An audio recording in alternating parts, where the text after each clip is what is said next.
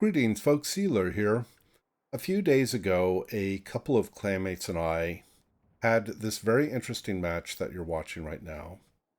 That, while the outcome itself is quite unexpected, how we get to that outcome, in my opinion, is the more interesting part. We're going to focus the perspective of this game from Schepker, who is in the premium Pan-Asian destroyer, the Loyang, and he is in a division with Jimmy Jazz, who is in the Soviet destroyer Kiev, and myself in the Soviet cruiser, the Chapayev, and we are in a tier-VIII standard battle on two brothers. Now, when I started this replay, our team actually technically had the lead. We had a one-ship advantage, and we had a minor point lead. However, over the last few seconds, our team has lost the majority of our forces on the east flank. And it is simply myself and the Chapayev that is on the east side of my cap, looking to try to delay as best we can, or as best I can, the east side that is moving up. And our team is quite fractured, whereas the opposition, having the significant ship advantage, has a very strong presence in their own cap, so there's no way that we can directly threaten their cap right now. Schepker can't get too much closer to the opponents because of the presence of the Baltimore. And what all I can do in the Chapayev is kite the three ships that I will be able to see, which are currently on the 8 and 9 line, and try to delay their progress. But there's also an opposing Minsk that was last seen at Gulf 8 that will actually turn out to move up the side and get into our cap ahead of his allies. So our cap is going to get contested here fairly quickly. Now, as I mentioned, Schepker would like to, I think, try to press in further to put in some torpedo strikes on the opposition, the opposing battleships that are in their cap. But the presence of the Baltimore is making that very difficult. In fact, he is going to get radared here quite soon, and he's going to have to bleed away again. And then Jimmy Jazz in the Kiev is also looking to come in and try to get some torpedoes away into the cap. Now, I don't remember how Jimmy Jazz has his Kiev built in terms of commander skills and ship upgrades. I forsake all concealment in order to improve speed and guns and maneuverability. And that result in such a build, you end up with a 8.7 detection range, and the torpedo ranges are only 8 kilometers. So the only way with such a build would be to do what is called, or what Jimmy Jazz calls, fade away torping, where you torpedo against opponents that are pushing toward you, so that you're able to torpedo in from concealment, and they basically sail into the torpedo's paths. But I don't remember if that's exactly how Jimmy Jazz has the Kiev built, but it's clear that Jimmy Jazz had been detected and is having to peel away again. Now you can see that our cap is now contested. We don't see who it is, but we can deduce that it is indeed the Minsk, and we will get a brief spotting on him. I think he will actually try to fire on me in the Chapayev, because I'm actually quite low on my health at this point. And like I said, I'm doing my best to try to delay the opponents. In fact, we do now just had detected the Minsk very briefly. I think he may have fired and then dropped immediately into smoke. I don't remember.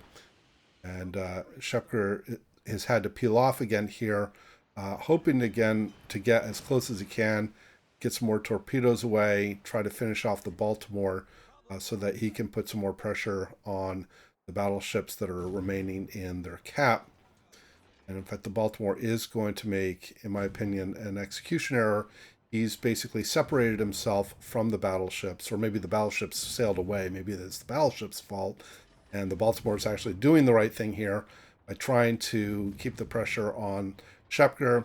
But he had already used radar, and Schepker is going to finish off the Baltimore here, and that will at least eliminate the radar threat. Schepker can move back towards our cap. Now, myself in the Chapayev, which we can't see on the screen right now, I'm just about to go down. But unfortunately, I am able to finish off the Prinz Eitel Friedrich, and our North Carolina finishes off the Massachusetts. But then I have gone down to the Pensacola, and Jimmy Jazz is headed back to the cap to try to get some resets as well. Now, the Minsk has the concealment to remain undetected. He holds the majority of the cap points, and Jimmy Jazz will do his best to at least reset the ships that we can see and gain a little bit back, although the opposition has now almost entirely finished the capture. But Jimmy Jazz is going to get in a couple of resets here and set it back about 30%.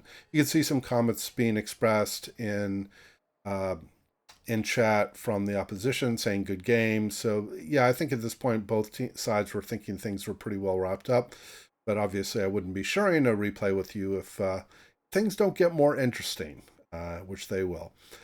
We also have some frustration toward the two Allied battleships that sort of had sailed the perimeter down the west flank.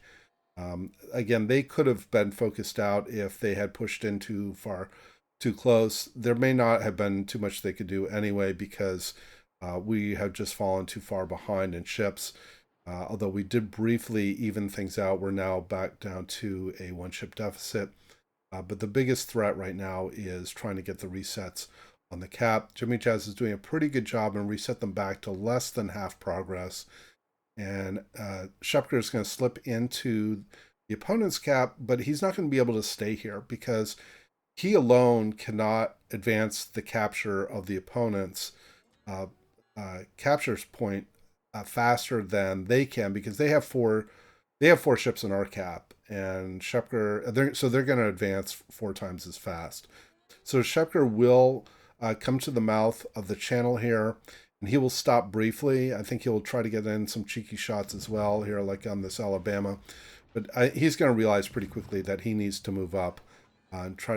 He is trying to leverage the U.S. Navy artillery ballistics in order to get some shots or some hits in on some of these opponents as well. In fact, you can see there he just got a reset on the tier-VIII. In fact, we now see the Minsk, who would actually be the more important one to take out. But unfortunately, Jimmy Jazz is also taken out by the same Pensacola that finished me off. And so we have no direct defense of our cap for the moment. But Schepker is going to move up here and try to spot and defend as best he can. And then the two Allied battleships, the North Carolina and the Fuso, are going to move into the opponent's cap. And this is where things become obviously most dangerous, but also most rewarding.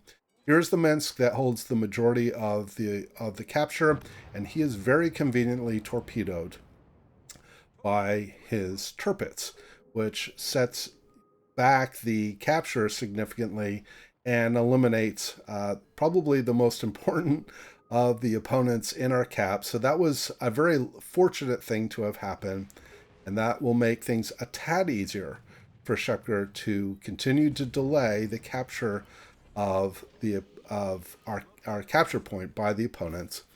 And he's going to drop in a smoke here. He also has hydro.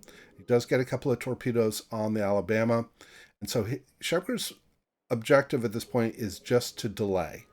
And that is a reflection of the title of the video. It's not so critical necessarily that he sink these ships, but that he keep the resets going so that the two allies that are in the opposition's cap can finish taking that cap. Now, right now, the opposition still has the lead on capturing, but Schepker is able to get some more torpedoes off here, and between his hydro is allowing him to spot the opposition or some of the other opposition and able to get some more resets. In fact, now our team is now just barely getting the lead on the capture against the opponents.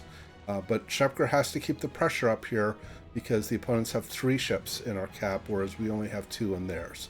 In fact, actually, I think we have 4. They have 4, excuse me, in the cap, and we have only 2. But as luck would have it, Schepker is able to get enough of a delay that now the opponents, so long as they don't reset any of our allies, will have won this game. Schepker is proximity detected by the tier-VIIIs, and he is going to go down here, but it will be his effort that will win this game for us by delaying the opponent's capture of our capture point. And in fact, he's going to go down here from the Alabama, just as our team captures the point and we win the game. So very interesting match, very exciting, very well played, Schepker. I'm really thrilled that you gave me the opportunity to share this with the group. Yeah, very good outcome. Not a very high XP level on either team. Kind of a reflection of how standard battles sometimes go. But tactically a very, very interesting and exciting game. I certainly hope everybody enjoyed the replay and the commentary. Please do leave your comments below. Please subscribe if you haven't already. And as always, we hope to see you out there on the virtual seas, and we wish you happy sailing.